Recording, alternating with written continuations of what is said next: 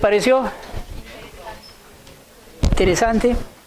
Bueno, en realidad hemos hecho un recorrido lo más apretado, lo más sucinto con todo lo que hay en este tema de derecho. Pues sé que es un diplomado, tenemos que, el nivel que tiene que ser por lo menos con lo actualizado que tengamos en las ejecutorias, ¿no? A eso apuntamos, pero a la vez no me puedo detener a veces en cosas, pero sí estamos tratando diferentes situaciones. Por eso es que si hay alguna pregunta, sí es bueno que también lo digan, porque tampoco se trata de que avancemos nada más. ¿Quiere alguien preguntar algo? Sí.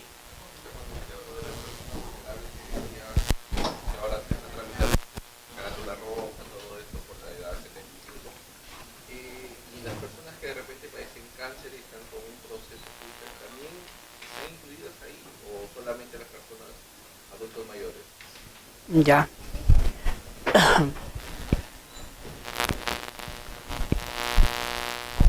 Bueno, el proceso ocurrió igual que con los menores. Antes el menor era un objeto de derecho, sobre el cual había que decidir porque él no tenía, ¿no?, mayor sentido. Era el último. En todo caso, más tarde se entendió que su derecho a informarse y derecho a opinar, bueno, pues por la norma internacional, por la Convención de los Derechos del Niño, tenía que finalmente vivenciarse. Igual ha sido el mismo camino para el tema de los adultos. Ha habido toda una discusión y ahorita ya hay convenios internacionales sobre el tema de defensa del adulto. Primero la discrepancia de quién considera adulto, ni crean, no ha sido tan fácil. Ahora ya tenemos una ley, y hay una ley del adulto mayor. Y lo curioso es esto, ¿no? Bueno, hay que decirlo porque considera como adulto mayor al mayor de 60 años. Entonces algunos han dicho, pero muy pronto, hay gente de 60 años, no va. Ahí hay una discusión de repente detrás en doctrina de quién es el adulto mayor, ¿no? Y quién debería considerarse, si solamente es el tema de edad, o es que hay diferentes tipos de adulto mayor. Y es cierto, uno de los elementos, lo que dice acá el compañero, que tiene que ver con personas que tienen alguna enfermedad, sobre todo enfermedad terminal, o una enfermedad degradante, como se llama ahora, por ejemplo, ser portador, que puede tener 40 años, pero es una persona que está acabada. O sea, esa persona necesita, ya ni siquiera es un tema de edad, es un tema que pasa por el asunto de que esa enfermedad es cada vez más degenerativa.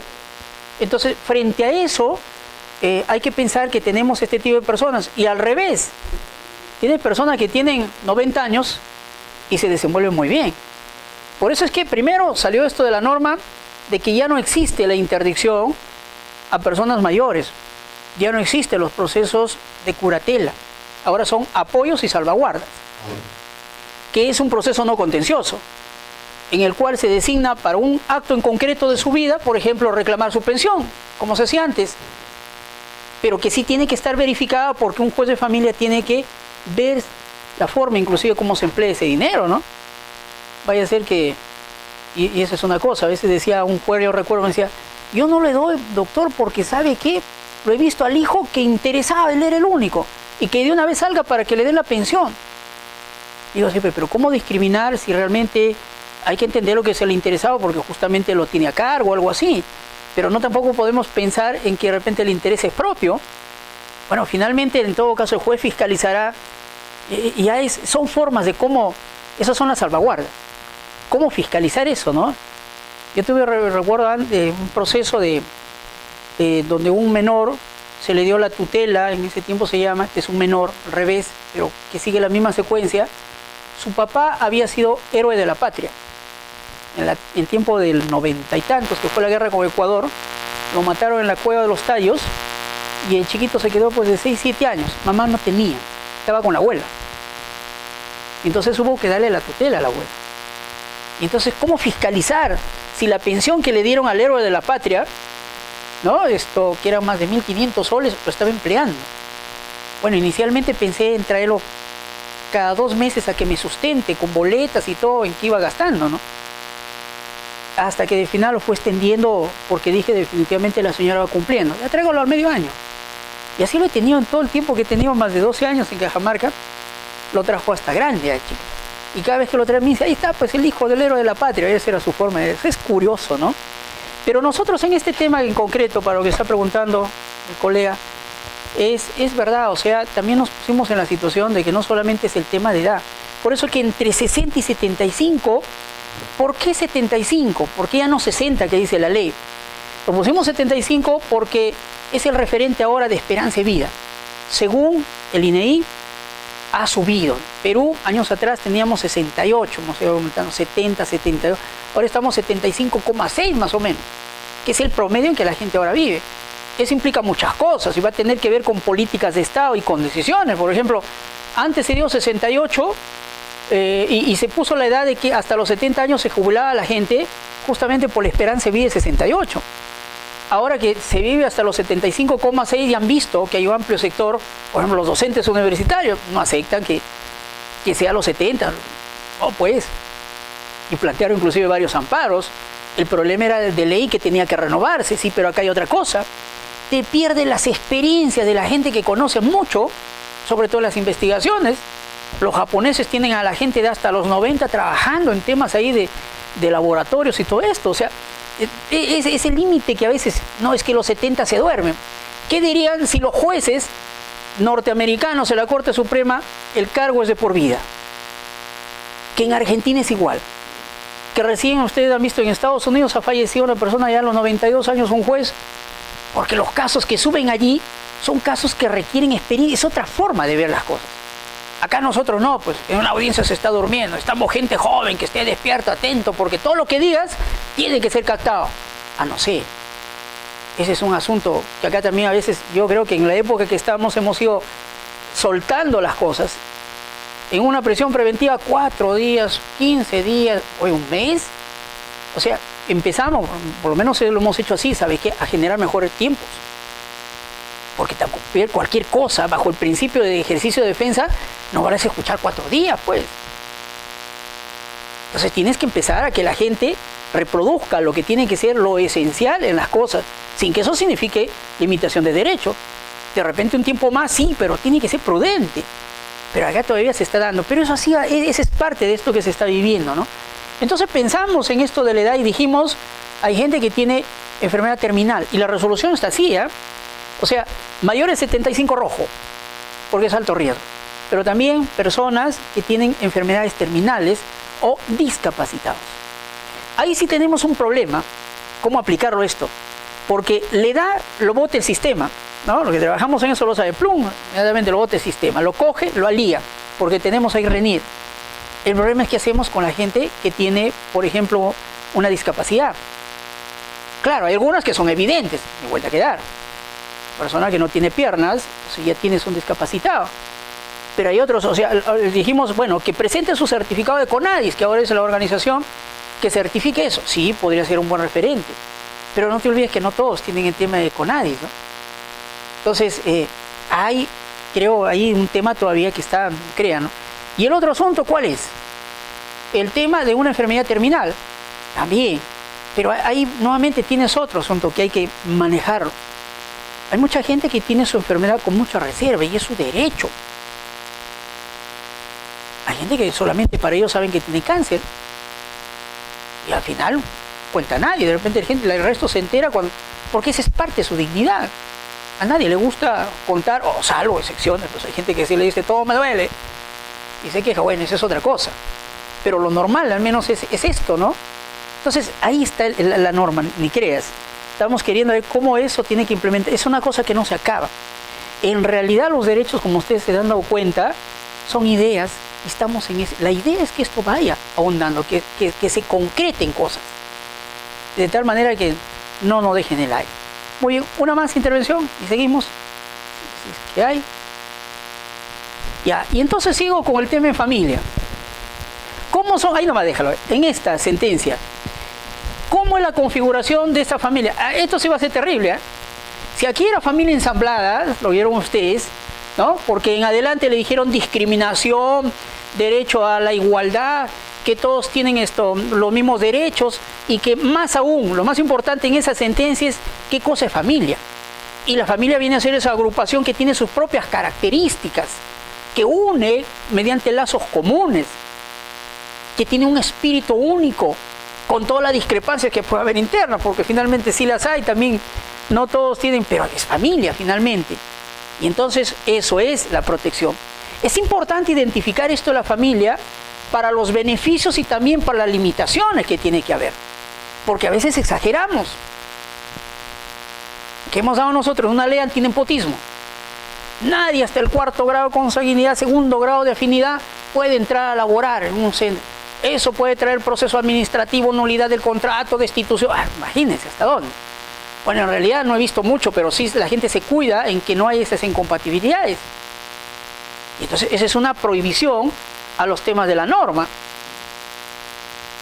Entonces hay que tener cuidado con esto de la familia y las limitaciones y concesiones de derecho. He visto una, ahí no ha cambiado todavía el Tribunal Constitucional, esa sí no la he reproducido ahí. En todo caso, si para la próxima les traigo ahí. ¿Saben qué? La norma dice el Código Civil, está prohibido los contratos entre cónyuges. No hay manera de hacer contratos, pues. Te vendo parte de mi casa, no puedes. Y a pesar que si uno lo razona, oye, pero si no dice que está en derechos de acciones, somos una sociedad gananciales, los socios se pueden vender. Y el preferente sería, ay, mejor que lo compre tu pareja. Sí, pero no puede ser, pero sí puede renunciar. Bueno, entrego a mi esposa. Pero en la práctica, fíjense ustedes que sí la gente hace eso, ¿eh? Pero aún tiene la norma que dice prohibido la realización de contratos entre los cónyuges. ¿Y esto a dónde va la exageración? Imagínense esto de limitación y concesión de derechos.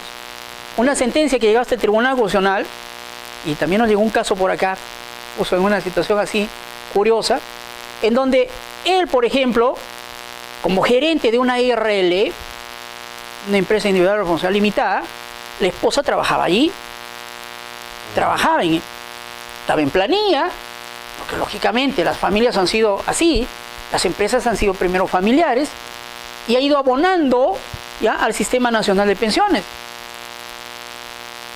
Más tarde, cuando fallece el señor, entonces la señora pide, ¿no?, de que realmente ella, como por haber trabajado ahí, le pasen una pensión, no como viudez, sino la pensión que le corresponde porque ella ya cumplió el plazo como trabajadora. ¿Qué le dijeron? No, porque la norma dice del Código Civil que está prohibido los contratos entre cónyuges. Tú no puedes trabajar un contrato laboral donde está tu esposo. Y entonces se fue al amparo. Le dijo, oye, pero yo he aportado, me han hecho mis retenciones, tengo derecho a pedir una pensión. Y entonces se le ha negado y el tribunal se ha decantado que definitivamente no le corresponde todavía pensión. Ahí tendrá que trabajar mucho, todavía el tribunal. Esto no está terminado, a lo que estamos diciendo con aparecía esto. Estamos redefiniendo, señores. Sé que a tiempos, a golpes, porque no es tan sencillo, detrás tenemos toda una idiosincrasia terrible y con valores. Ustedes han visto, la ley de unión civil no se aceptó, porque considera que definitivamente es inmoral que la gente se una con personas del mismo sexo. Oye, pero si en este momento que han hecho una estadística, hay más de 1 millón de personas que tienen esa condición, entonces empiezas a decir, oye, no tienen derechos, ¿qué hacemos? ¿Qué? ¿Lo vas a cambiar criticando, diciéndole? Es un tema difícil. Entonces, ¿y a dónde caminamos?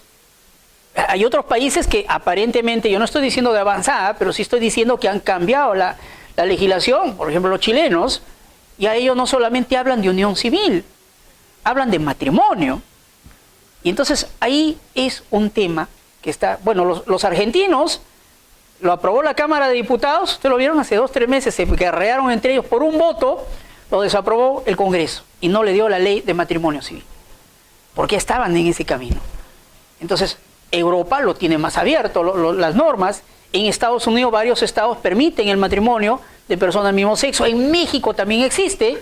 ¿Se acuerdan ustedes el caso de un peruano que se casó con un mexicano y que vinieron acá a que esa sentencia se valide porque tenían bienes acá y que querían, ¿no? ¿Cómo se llama ese proceso, doctor, acá? Exequatur. ¿Qué es validar? Eso es un procesito que se lleva a nivel de sala, la sentencia que se emite en otro país para compatibilizarlo a las normas. ¿Qué hacemos los jueces acá en sala? Verificamos que la norma de aquí no diga lo contrario. Por ejemplo, en Bolivia existe el testamento verbal. Nosotros no tenemos el testamento verbal. Acá tenemos testamento por escritura pública, cerrado, hológrafo, pero no hay testamento verbal. En Bolivia sí. Si alguien viniera con un testamento verbal a querer hacer exequatur en el Perú, yo le diría, no puedes. ¿Sabes por qué? Porque mis normas no están hechas todavía así.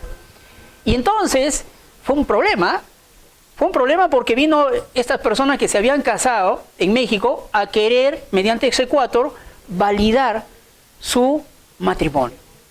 Y entonces ya se imaginan acá. Primera instancia, eso lo pueden jalar ustedes, el juez constitucional le dio. El problema ha sido que en segunda instancia han revocado esa decisión. Bueno, pero lo ha revocado por un tema formal, o sea, tampoco se ha pronunciado por un tema de fondo. Pero ya se abrió el camino de saber si validamos o no. Porque el juez de primera instancia tiene una sentencia pulcra, casi 40 páginas usando convencionalidad, normas internacionales, diciéndole que el tema valorativo de derecho es importante, yo no estoy negando eso. Pero que tiene que tener sus espacios, porque si definitivamente todo lo embadurnamos dentro de esa concepción, no se va a poder hacer justicia. El término justicia, ustedes lo saben, se aleja de la ley y camina adelante, como un farol, ¿no? Y abre los escenarios, porque la justicia son esas formas en las cuales tenga que darse. Es fabuloso eso. Ayer leía, dice, en Comercio, dice que en Japón se alquilan parientes. Yo dije, pucha diablo, ¿qué es esto? Ya salimos de contexto. No voy a poder como algunos que dicen, por Dios, lo que estamos viviendo, el siglo XXI, se acabó el mundo. No, pues, esto es lo que nosotros tenemos y hay que ver qué es lo que tendría que... Y es cierto, o sea, veo que hay empresas en el Japón que como la gente vive sola, quiere ir de repente a un lugar público, una reunión, se alquila una esposa, se alquila hijos. ¿Ya? Claro, y tiene sus límites el contrato. Por ejemplo, está prohibido los besos. Claro, lógicamente porque también quien está contratando no te va a dar besos. Pero sí abrazos. Y todo el mundo funge. Imagínate, te vas a una reunión y papá, ¿cómo estás? Ya me imagino. Es una cosa de locos el que tenga que... Pero eso es lo que se tiene.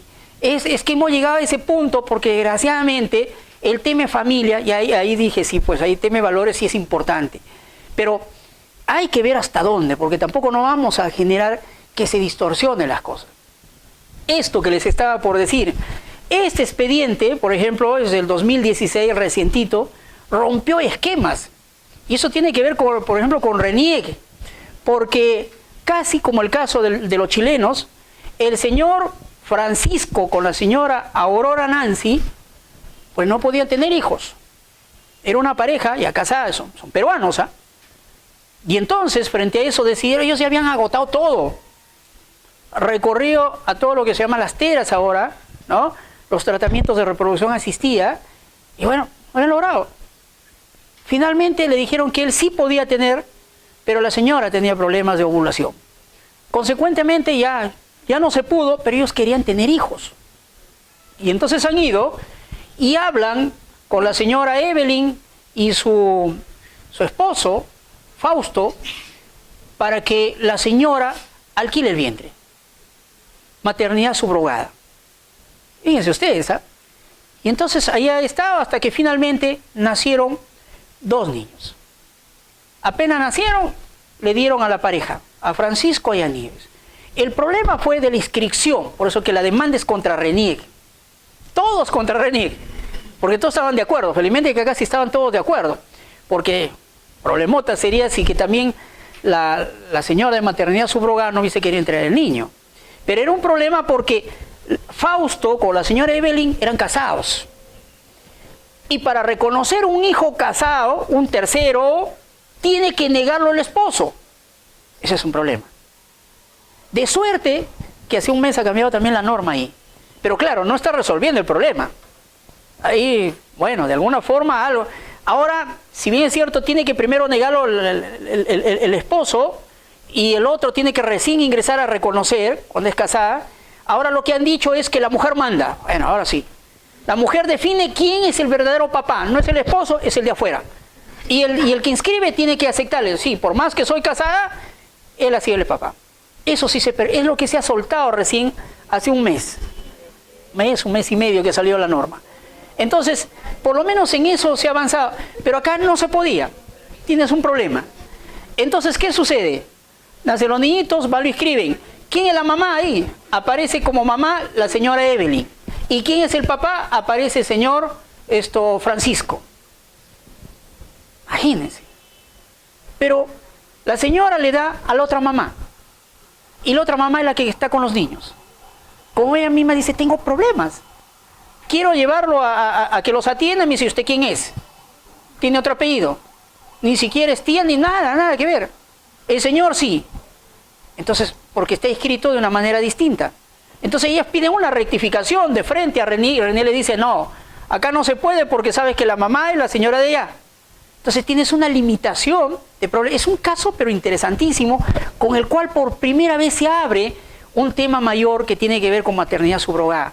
No tenemos una legislación, no la tenemos porque Europa lo tiene, porque Chile ya tiene por lo menos algunas pautas, no se tiene, pero se está avanzando en este tema, por lo menos en ejecutorias. En derecho de familia casi, los casos que digo presentándole, tienen que ver con estas innovaciones, y es los jueces que tienen que resolver. Por eso que yo hablaba al inicio del juez constitucional, tiene que mirar desde una óptica distinta. No se puede quedar solamente en la norma, tiene que pensar en cómo va a ser. Yo recuerdo, me sucedió esto en Cajamarca, la tutela siempre es excluyente. Primero, de los menores a favor de los abuelos. Cuando hay primero es papás, lógicamente, es tenencia. Tutela es cuando no hay papás, entran los abuelos, ¿ya? De manera excluyente, abuelo materno, abuelo paterno. Luego entran los hermanos, los tíos, que sí. Y así, de manera excluyente. La norma dice de los más cercanos a los más lejanos. Y al último está los hermanos, me refiero a hermanos de los niños. Y entonces me pasó un caso así, ¿eh? Eran 3 niñas todavía. Una era de 5, de 11 y la otra niñita sí tenía 20 años, mayor. El papá había fallecido en acción porque era policía, había sido policía y le pasaban una pensión. Con eso vivía mamá y las 3 niñas. La chica inclusive estaba en la universidad. Y entonces, ¿qué sucede? Le da un infarto a la mamá. Y ellos tenían su casita, tenían la pensión, ya se imaginan, ¿no? Vino esta situación y entonces, proceso judicial de tutela, que sean los abuelos los que tutelen porque ellos tienen derecho preferencial, o los tíos, y la niñita mayor, llamarlo así, de 19 años dijo, no, mis hermanos no van a ir con nadie, yo quiero mis hermanos, yo los voy a cuidar. Y entonces ella pide la tutela. Un buen juez dijo, improcedente, porque ¿sabes qué? Primero tienen que pedirlo los de allá. Tú no eres acá, sino la última en esta rueda del coche. ¿De acuerdo? De suerte por ahí que se le revocó y pide la tenencia provisional, peor. Todavía no, ni siquiera sabemos. No hay, ¿dónde está? Sí, pero acá hay un tema más grande. Se come todos los días, joven. Todos los días se come. Y ellos viven de una pensión. ¿Tú te imaginas qué va a pasar con esa niña que está en la universidad y los chicos que están en el colegio? Encima que han perdido mamá nuevamente. Digo nuevamente porque, bueno, ya con el papá era más que suficiente. Decirle, no te corresponde pensión. Eres inhumano, pues. Ahí es donde el juez tiene que comenzar a ponderar y decir, no, pues un momentito, sácate de las normas convencionales y dile, ¿sabes qué? Por eso que es importante esto de la convención. Y le das. Y si así se le dio, ¿sabe qué? Tiene derecho, ¿para qué? Para que le reciba la pensión. Y esa niña ejerciendo la tutela, ya al final, la gente le dio ese sentido. Pero fíjense ustedes cómo esto en materia de familia, a veces pretendemos ser formalistas. O sea, hay que tener mucho cuidado con eso de restringirlos estrictamente a la aplicación de una norma. La norma no está sirviendo para gran cosa, por si acaso. La norma no es vida, vida es cuando va a tener que dárselo. El abogado cuando plantee las medidas y el juez cuando tenga que analizarlo razonablemente. Porque tiene que ponderar, no está tratando cualquier caso. No es un tema de obligaciones, no es un tema de derechos reales. Está hablando de la vida misma. Por eso es que esto de familia, no quiero yo excluir a más colegas que llevan otras líneas, pero para mí es importantísimo que tengamos nosotros que partir de esto, ¿no? Y entonces acá para terminar el caso, ¿qué sucedió finalmente? Se tuvieron que ir al amparo. En el amparo salió René con todo, pues, falta de legitimidad. Falta de legitimidad, lógicamente, para la señora. Porque la señora, por ejemplo, no era nadie, aparentemente. No tenía legitimidad. Excepción de falta de agotamiento de la vía administrativa, porque esto debe ser un proceso contencioso. Por Dios, ¿dónde ha visto un proceso contencioso? Finalmente se pronuncia el Tribunal Constitucional por tema de fondo y hace un análisis interesantísimo. A partir de acá, ordenó que el RENIEC los escriba como debería ser. Y a partir de ahí empezamos con una palabrita que más tarde se ha aplicado a tenencia, etcétera. Se llama, en todo caso, paternidad dinámica. Es una nueva concepción. ¿Y qué es eso? Vincular con el tema de tenencia o tutela dinámica. Ya no tiene que ver por tu famoso derecho biológico de parentesco, no. No porque tú seas papá y mamá, no, señor. Las condiciones son quien mejor los tenga. Yo tengo un caso ya en donde la lucha es papá con abuela. Y antes decía, no, pues el abuelo es último, primero es papá, porque sí, pero presta las condiciones. Ahora se mira desde el niño y empiezas a decir interés superior y considero que la abuela tiene mejores prerrogativas para eso. Por eso es que el fulano que tenía dinero, que la casa, sí, pero ¿cómo lo matamos así simplemente? ¿Tienes tiempo tú para ver a los niños? No. Paro trabajando, soy médico, esto sí. ¿Sabes qué? Esa casa humilde, donde está ese niño, es un mejor lugar para cualquier cosa. Esa es la función del juez, ¿ah? Por eso que eso de ponderar, no, tenemos que ver todo, sobre todo la estabilidad de ese menor. Cambió la cosa. Avanzamos, ahora sí. Ya están las dos sentencias. Sigue. Bueno, esto de que ya hay una serie de tratados internacionales que tenemos que tenerlo en cuenta, que ahora inclusive se ha gestado un lenguaje propio, cierto. Ahora hablamos de tenencia dinámica, que no decían qué cosa es eso. Ahora hablamos de alienación parental, ¿no es cierto? Todo eso es una terminología nueva, por eso es que derecho de familia se ha vuelto a ser especializado. Hay que meternos en el tema para entender. Hay principios que tienen que ver con derecho de familia. No es, como acabamos de decir, el interés superior del niño, es un principio importantísimo en la determinación. Ya no es el interés tuyo. Yo, porque yo tengo las condiciones. No, ni el interés del otro. Es el interés de estabilidad. Entonces, ahí tiene que ir manejando. Y el juez va a tener que ponderar. Porque si no, volvemos a lo mismo. El de allá sale los fines de semana, el de acá no tiene condiciones, y esa es su guerra que hacen a veces las partes. Eso no va. Lo que va a ir es lo otro. Por eso que inclusive hay que ir respetando los límites que correspondan a cada uno, ¿no? Muy bien, entonces hay lenguajes propios. ¿Qué más? Es curioso también, decíamos que en este avance científico y todo, pero lo que existe a pesar de todo no está resolviendo, y eso es cierto, sí, por eso lo había puesto esa frase. Hay todo el avance tecnológico, hay un montón de cosas, pero ustedes se dan cuenta, por eso que la gente habla, dice, ¿sabes qué? Y de familia, no hay nada. Por eso es que ahora se tiene que ponderar a fortalecer la familia. El tema es qué familia y cómo tiene que ponderar, no es los tiempos de antes. Antes de repente uno orgullecía que le dabas un par de golpes al hijo, le daban sus correazos y nadie tenía por qué quejarse. Ahora el niño mismo va y pone en conocimiento. O sea, ahora se trabaja mucho el tema psicológico.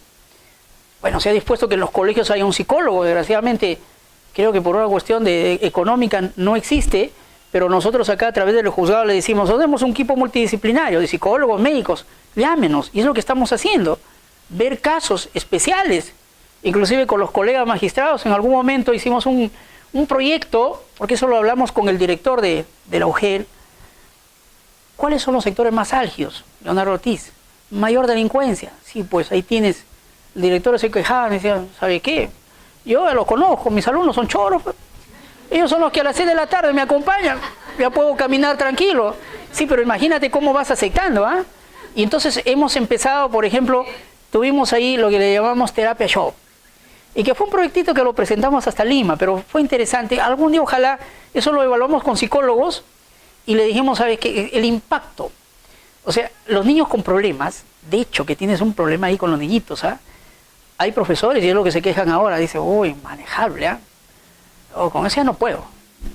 Y entonces, como no puedo, le da la espalda. Y es el problema de él. El problema es que tampoco ayuda el papá, porque tú lo quieres llamar, no viene. Entonces, como no viene, pues tienes tantos alumnos, más problemas que al final definitivamente te va y te viene. Si se queda, no se queda, entonces, pero ese niño va gestando, o sea, no le hemos apoyado, porque definitivamente es un buen candidato para otra cosa. Y entonces a los niños con problemas empezamos llevándolos al centro juvenil, para que vean y que los chicos allá le cuenten la experiencia que es estar encerrado. Lógicamente esperamos que adentro no le diga, oye, bonito adentro, ¿ah? No, o sea, sí, sus problemas. Es que normalmente cuando estás encerrado, añoras, pues. Añoras familia, empiezas a valorar. Ojalá que fuera así, que no sea momentáneo. Es como este año que empezaba, le dijimos al director del penal, siempre a veces hemos ido. Digo, queremos ir en diciembre, hacer una reunión, etcétera. Me dice, doctor, no lo recomiendo. Y tiene razón, después me di cuenta. Diciembre es un mes feo. Feo en el sentido siguiente, muy bonito para todos, pero los que están en casa, porque si no empieza a sentir un sentimiento, me dice que los presos se ponen en una situación que quisieran o se suicidan o quieren escaparse. Y entonces, un momentito ahí, el tema, hay que ir haciendo las cosas con limitaciones, ¿no? Pero bueno, pues esto es, por eso digo, hemos avanzado, pero yo sí soy consciente que tenemos que fortalecer ese tema de la familia. El asunto es cómo vamos a fortalecer, qué tipo de fortaleza, y tiene que hacerse, yo creo que con trabajo de cada uno, desde los colegios, de los papás, de decirle todos, crea tus valores, o sea, que el derecho no se esté metiendo la forma como tienes que hacer, tus formas de corrección.